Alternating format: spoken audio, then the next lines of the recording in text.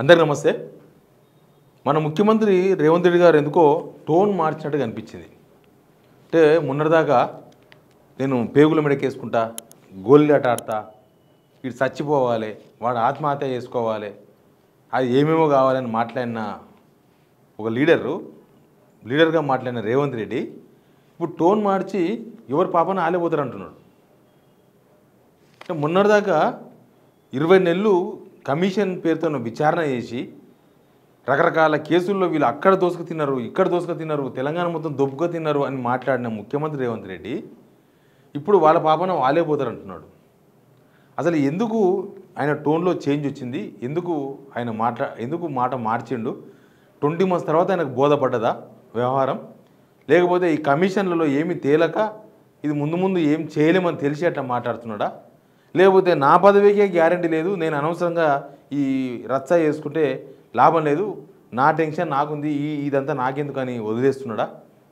ఏమైందో కానీ తెలియదు. మాట్లాడదాం. దానిలో ఒక బుక్ రిలీజ్ ఫంక్షన్లో మాట్లాడినారు సీఎం రేవంత్ రెడ్డి గారు. అన్ని విషయాలు చూద్దాం. ఈ వీడియో మీకు నచ్చినట్టయితే సబ్స్క్రైబ్ చేసుకున్న వాళ్ళు సబ్స్క్రైబ్ చేయండి, వీడియో షేర్ కూడా చేయండి, మీ ఫ్రెండ్స్కు చాలామందికి రీచ్ అయ్యే అవకాశం ఉంటుంది. ముందు రేవంత్ రెడ్డి గారు ఏమన్నారో ఆయన నోట్లో విందాం, ఆయన నోటికుంటూ వచ్చిన మాటలు విందాం, తర్వాత మనం మాట్లాడదాం. నాకెవరో నచ్చలేదనో, నాకెవరి మీద కోపం వచ్చిందనో నేను ఈ అధికారాన్ని ఒకవేళ వినియోగిస్తే నాకంటే మూర్ఖుడు ఇంకొకడు ఉండడు అని నేను భావిస్తున్నాను. అందుకే ఈ 20 నెలల్లో వాళ్ళు చేసుకున్న పాపాలకు వాళ్ళు పోతారని నేను కర్మ సిద్ధాంతాన్ని ఎక్కువ నమ్ముతా. మనం చేసుకున్నది మన ఎంబడి వస్తుంది, ఎవరెంత చేస్తే వాళ్ళకి అంత వస్తుంది, వాళ్ళు అనుభవిస్తారని నేను ఎక్కువ నమ్ముతా. నేను అప్పుడప్పుడు ప్రతి వారానికి ఒక్కసారి అయినా 1 గంట 2 గంటలో ఈ వారంలో ఏమేం చేసినా, ఏమైనా మంచి పనులు చేసినా, ఏదైనా కోపం వచ్చి రాజుగారు లాంటి వాళ్ళ మీద ఏమైనా కోపగించుకున్నానంటే దాన్ని బ్యాలెన్స్ చేయడానికి మళ్ళీ ఏదో ఒక ప్రయత్నం చేస్తా. అప్పుడప్పుడు వస్తుంటుంది. అనుకున్న పని అనుకున్న సమయానికి జరగకపోతే ఓసారి విసుగు వస్తుంది, ఓసారి అసహనం వస్తుంది, ఇంకోసారి కోపం కూడా వస్తుంది. ఆ కోపం వచ్చినప్పుడు ఎదురుగా ఎవరైనా ఉంటే వాళ్ళ దురదృష్టం, నా తప్పు కాదు అది. అందుకే నేను కోపం వచ్చినప్పుడు తక్కువ మాట్లాడతా, తక్కువ మందిని కలుస్తా. ఎందుకంటే నాకు కోపం వస్తే ఒక్కోసారి అది అట్లుంటుంది. అందుకే నేను కోపాన్ని ప్రదర్శించాలన్న ఆలోచనతో తెలంగాణ రాష్ట్రానికి ముఖ్యమంత్రిని కాలేదు. తెలంగాణ ప్రజలు పెద్ద బాధ్యత నా భుజాల మీద పెట్టినరు. ఏ హోదా నిర్వహించకుండానే, ఏ మంత్రి పదవి చేపట్టకుండానే ప్రతి స్థాయిలో స్థానిక సంస్థల నుంచి చాలామంది ప్రజాప్రతినిధులు 8 సార్లు 10 సార్లు. ఓకే, అర్థమైందా? ముఖ్యమంత్రి కాకముందు నుంచి పగ కసి రేవంత్ రెడ్డి గారికి ఇక్కడ ఎవరైనా ప్రత్యర్థులు ఉన్నారు, ప్రత్యర్థులు చాలామంది ఉండొచ్చు, కానీ శత్రువులు ఉన్నారంటే కేసీఆర్ అండ్ ఫ్యామిలీ.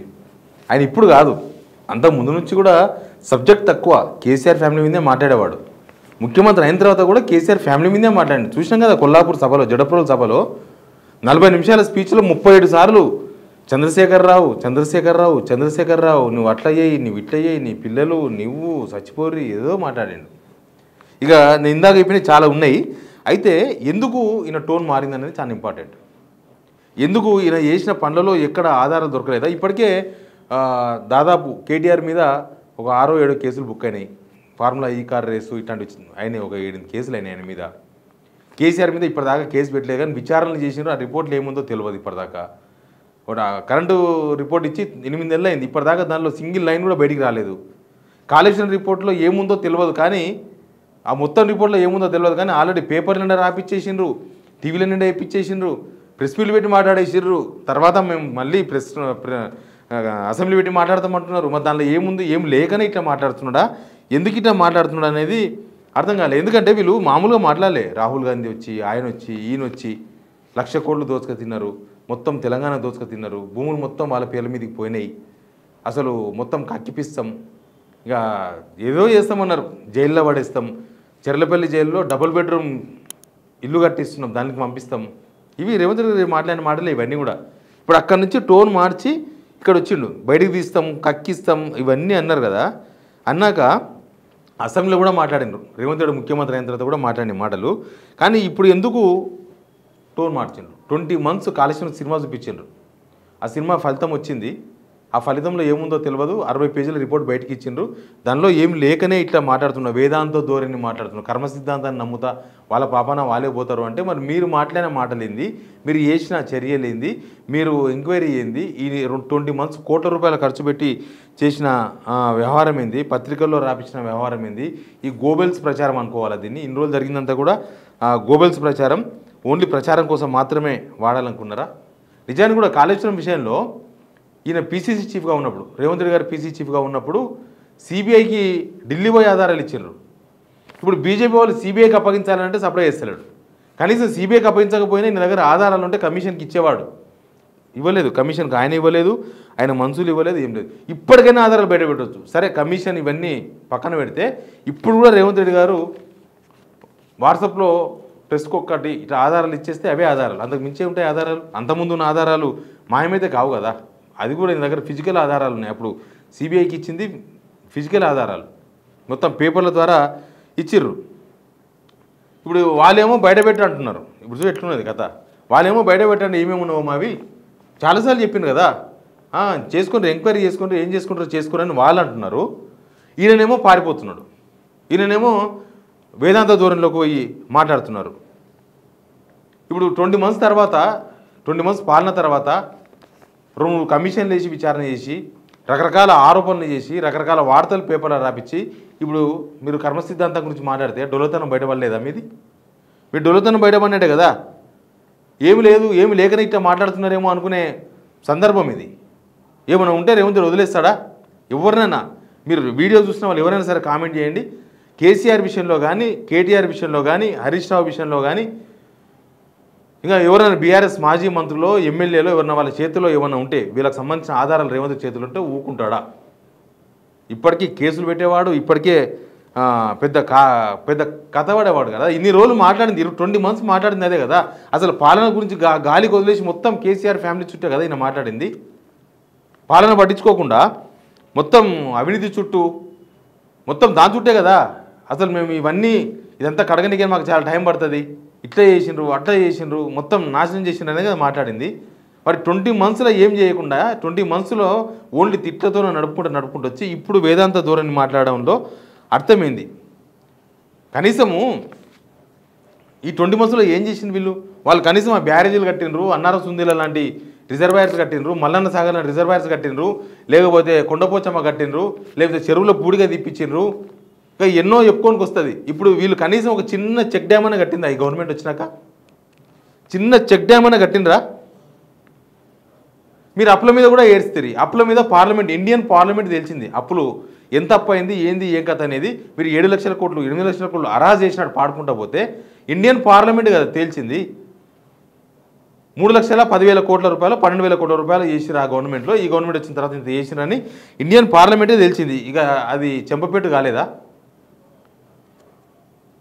ఎందుకు ఈ 1,00,000 కోట్ల అవినీతి బయటికి ఎందుకు పెట్టలేదు 20 మంత్స్ గవర్నమెంట్లో అసలు చెప్పలేదు. కాళేశ్వరం మీద కూడా మీరు చర్చ చేయాలంటే అసెంబ్లీలో పెట్టవచ్చు, కానీ అవినీతి బయటపెట్టడానికే తర్వాత అసెంబ్లీకి ఏంటి సంబంధం? మీరు మీ దగ్గర రిపోర్ట్లు ఏముందో బయట పెట్టవచ్చు కదా.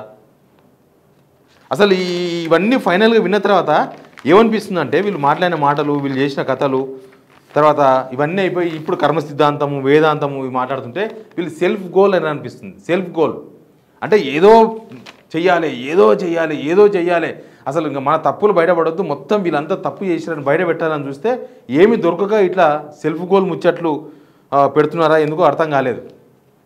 నేను ఇందాక చెప్పినట్లు ఆ కరెంటు మీద కమిషన్ 8 నెలలైంది రిపోర్ట్ ఇచ్చి, ఇప్పటిదాకా బయట పెట్టలేదు. ఎందుకు పెట్టలేదు బయట? ఎవరు అడగాలి బయట పెట్టమని? అప్పటి నుంచి ఇప్పటికి 3 సార్లు అసెంబ్లీ నడిచింది, అసెంబ్లీలో ఎందుకు పెట్టలేదు? ఇప్పుడు కాళేశ్వరం కోసం అసెంబ్లీ పెడతారో పెట్టరో తెలియదు, కానీ దానికన్నా ముందే ఎందుకు పబ్లిక్ రిపోర్ట్ బయట పెట్టరు? అది వాళ్ళే పెట్టమని అడుగుతున్నారు కదా, మీరెందుకు బయట పెట్టరు?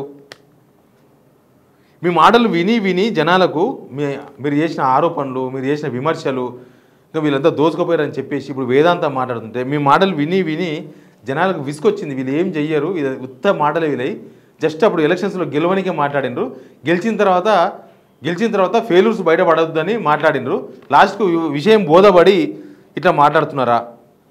ఇంకా ముందు ఏం తెలియదు కాబట్టి ఇప్పటి నుంచే సెటరేట్ చేసుకుని ఒక దూరదృష్టితో మాట్లాడుతున్నారా రేవంత్ రెడ్డి గారు? దూరదృష్టితో ఇంకా ముందు తేలదు అనవసరంగా దాన్ని ఏనో దగ్గర కాడి దింపాలి, దింపకపోతే ఇంకా ముందుకు పోయిన తర్వాత చాలా ఇబ్బంది అవుతుంది. బయటకు తప్పదు కదా, పొయ్య కొద్ది దాంట్లో ఏం తేల్తలేదు, ఏమేమో తేలుతుందని చెప్పిండ్రు, ఏం తేలక అట్లా మాట్లాడుతున్నారా? ఏ విషయం ఏందో కానీ రేవంత్ రెడ్డి మాటలు వింటే మాత్రం రేవంత్ రెడ్డి అనుకున్నది వేరు, అయ్యింది వేరు. వీళ్ళు చేసిన ఆరోపణలు వేరు, నిజం వేరు. వీళ్ళు మాట్లాడుతున్న మాటలు వేరు, నిజం వేరు. ఆ నిజం నిప్పు లాంటిది ఎప్పుడైనా బయటపడుతుంది. ఇప్పుడు కాళేశ్వరం గురించి జనం ఏం మాట్లాడుకుంటున్నారు? వీళ్ళు కట్టడానికి చేత కాలేదు, చిన్న రిపేర్ కూడా చేత అయితే లేదని మాట్లాడుకుంటున్నారు. దాని అవసరం తీరొచ్చింది కదా, జనాలకు తెలిసి వచ్చింది కదా. సేమ్ అట్లే ఉంది. మీరు కూడా ఈ విషయంలో రేవంత్ రెడ్డి గారు టోన్ ఎందుకు మార్చిండ్రు, ఎందుకు ఇట్లా మాట్లాడుతున్న విషయం పైన మీరు కూడా కింద కామెంట్ రూపంలో చెప్పండి. Please subscribe signal TV.